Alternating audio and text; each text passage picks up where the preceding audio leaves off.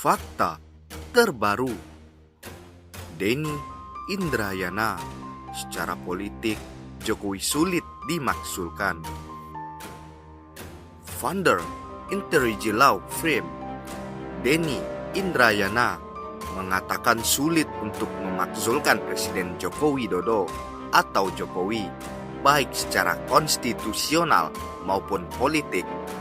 Selain syaratnya yang sulit dipenuhi, pemerintahan Jokowi didukung oleh mayoritas partai politik di parlemen.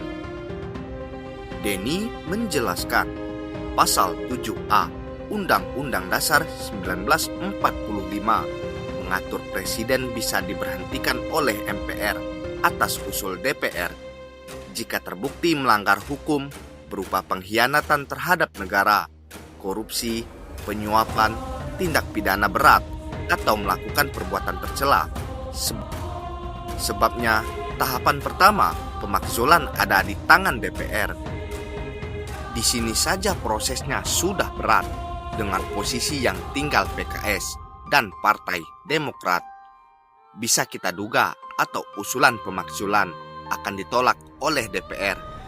Jadi, baru langkah pertama saja Presiden sudah aman.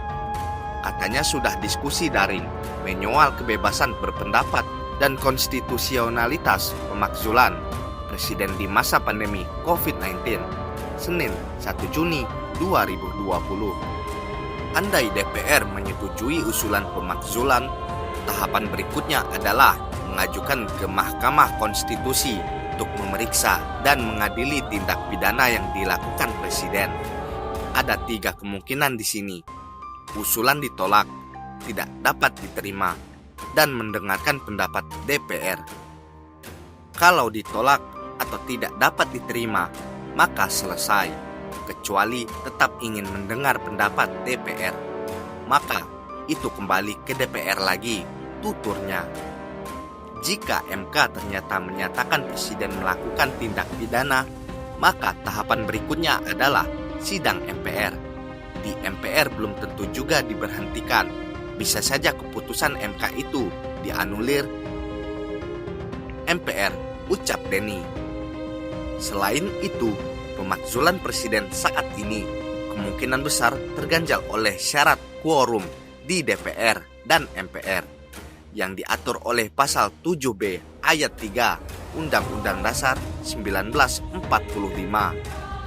Pengajuan pemakzulan di rapat paripurna DPR mensyaratkan harus mendapat dukungan dan dihadiri oleh sekurang-kurangnya 2/3 anggota.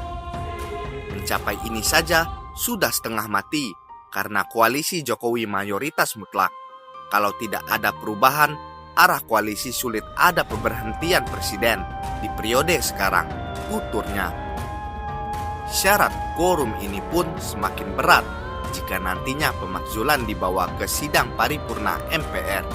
Undang-Undang Dasar 1945 mengatur pemberhentian Presiden di sidang MPR bisa dilakukan jika dihadiri 3/4 anggota MPR dan disetujui 2/3 anggota. Bagaimana menurut Anda?